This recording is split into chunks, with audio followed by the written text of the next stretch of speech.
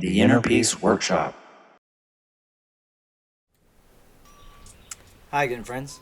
Today we're going to be talking about Chapter 4 of the Tao Te Ching, the Eternal Tao. Eternity, infinity, boundlessness. How can one comprehend such an idea? Just look at the eyes of an infant gazing around in awe of creation. Wow, the wonder in their eyes. What an amazing feeling to be part of it all. Sometimes we get so wrapped up in our own world, we forget that we are a perfectly fitting part of the whole, from big to small. The universe scales in both directions in terms of size. The shapes of orbitals of a tiny atom look just like the colossal galaxies. The cosmic web and a neural network look strikingly similar. As above, so below. We are situated at just the right scale to observe the vast galaxy or the tiny proton. What a privilege that is. We are given the tools of the mind to lead us back to the origin of it all, logical reasoning.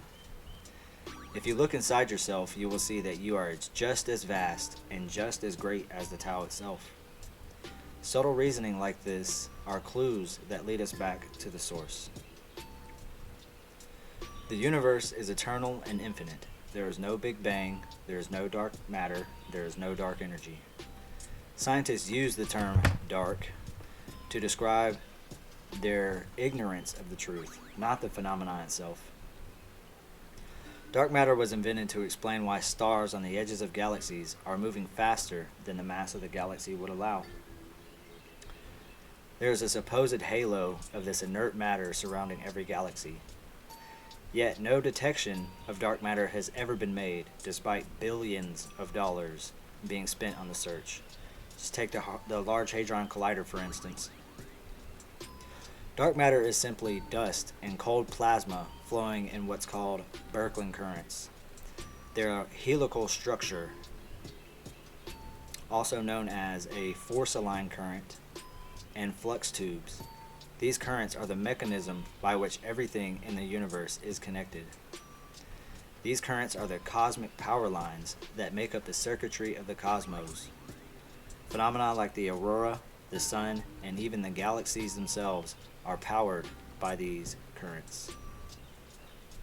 From DNA to the cosmos, the universe scales up and down, big to small, and without this eternal electrification, nothing would exist. Dark energy is the mysterious force that causes the universe to expand from the singularity of the Big Bang, as seen by Edwin Hubble. This energy supposedly makes up 2/3 of the energy distribution in the universe. When we look at the universe as electrical instead of gravitational, we see that dark energy and Einstein's cosmological constant are not needed. The universe is balanced between the one and only force of magnetism and dielectric acceleration, the creation and erasure of space and time, respectively. Nikola Tesla called Einstein a funny-haired crackpot because he knew that space does not act on bodies. Space has no properties. It is a shadow and only a relic of magnetism. When the ether is denied, spooky action at a distance is spooky. We cannot explain instantaneous action or creation of matter by galaxies without the ether. Relativity breaks when applied to the singularity of a black hole. And a black hole is actually a plasmoid, or a donut-shaped, self-containing electrical structure. Look at the image of a black hole from the galaxy M87. It is a donut shape. Plasma physics in the plasmoid is the language of the universe. Einstein's gravity is described as the warping of space-time when it is in fact nothing more than static cling, the same thing that happens when you rub a balloon on your hair. You can see for yourself that gravity is almost insignificant in cosmology. A little magnet can overcome the pull of the entire Earth. Gravity is much, much weaker than electromagnetism. So why do we place so much emphasis on the theory of gravity? The atom, our bodies, the sun, and the universe as a whole is electrical in nature and structure. If we were to study the universe from a perspective of electricity, our sciences would undoubtedly gain a more complete understanding of the workings of nature. Upon these realizations, we come to see that the universe is a manifestation of the eternal Tao. There is comfort in the fact that there is no way of knowing the age or the size of the universe. It always has been and always will be. Ultimate reliability, and absolutely amazing. Why does science hold so tightly to this failed cosmological model of the universe? Most of the sciences, including medicine, are upside down and backwards in an effort to misinform us. William J. Casey, CIA director, in 1981 stated, "We will know our disinformation program is complete when everything the American public believes is false." End quote. The truth has been hidden away from us, but why? The oppressors of this world know that we are light beings. We are literally made up of twisted light in the form of plasmoids. They also know that if we know this truth, their power will be gone. Each one of us is a candle in the darkness. As soon as we unplug from the lies and plug back into the natural alignment, we will begin our journey back to the origin and unification. We will go from dark to light. As Luke 18:17 states, "For there is nothing hidden that will not be disclosed, and nothing concealed that will not be known or brought out into the open. The light prevails." We are not in a universe of darkness, as each one of us is that light, and all will be shown before us. Knowledge. No ledge. There is no end to what can be known. The pursuit of knowledge is a pointless focus on the manifestation. The pursuit of wisdom is being like the Tao.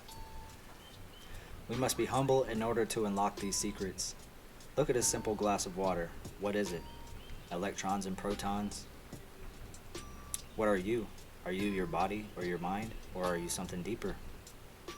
Sometimes we must turn the mind off and be like an infant again and simply gaze in amazement at all that is before us. Now, let's take a look at the book and see what it has to say.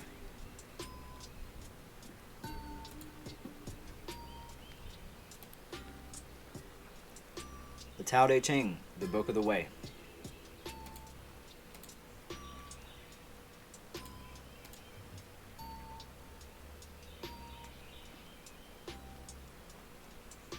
Chapter 4, The Eternal Tao.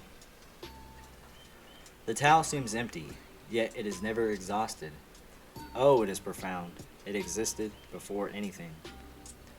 It dulls its own sharpness, breaks its own bonds, dims its own brightness, identifies with its own dust.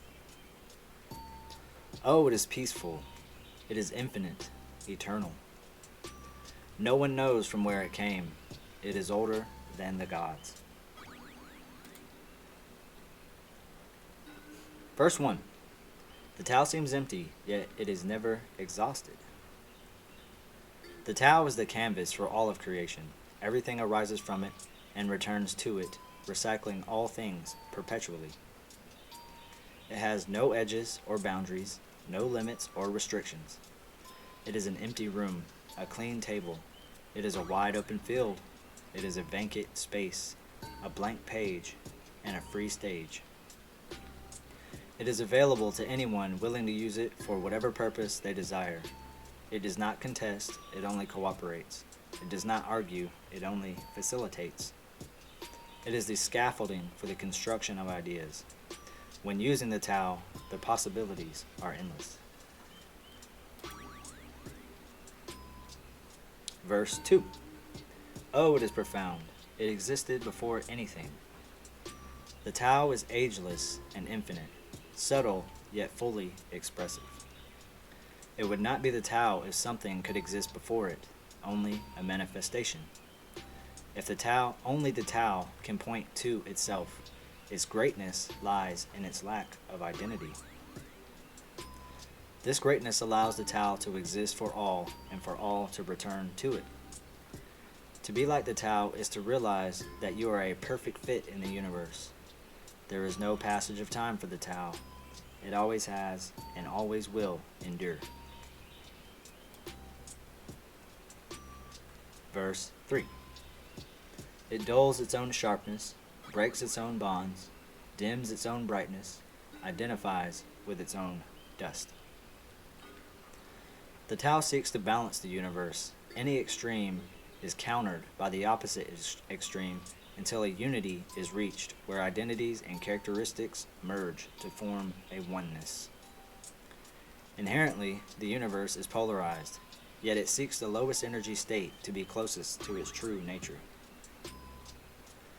Look to the Tao and its lessons to realize how we can cool a hot head, how we can warm a cold heart, how we can sweeten bitterness, neutralize the caustic, humble the arrogant, quiet a screaming mind, and satiate desire.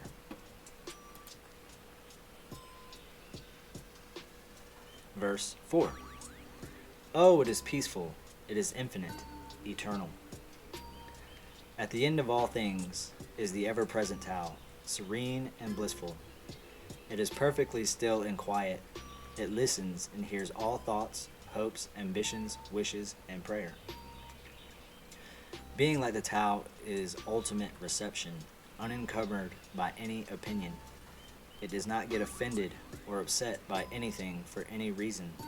It is beyond these concepts. This indifferent characteristic allows the Tao to remain at peace no matter the situation. When one is calm and still, when the mind is quiet and at rest, the Tao is active within. Verse 5. No one knows from where it came. It is older than the gods. If the Tao is eternal and infinite, it makes no sense to ask where and when it began. It is. That is all that can be said about its origin or end. Any and all ideas come from the Tao. Like God, it is the ancestor of all being. No one can tell you what God is or what the Tao is. You have to feel it and believe it for yourself. When one opens their heart to the Tao, the heart begins to unclench and the spirit begins to dwell within. This is a transformative process. Trust the Tao and there is no death. Fear no evil, for evil is fear.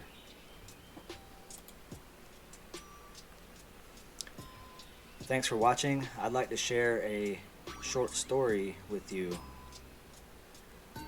about myself. Not too long ago, I was a hardcore atheist.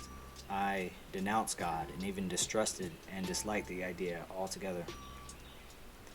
I even tried to turn people away from Him. I was unconnected from the universe. And at the end of a major turning point in my life, I began to realize who my actual friends were. And as I was sitting alone one night, I felt the Spirit come close to me and sit with me.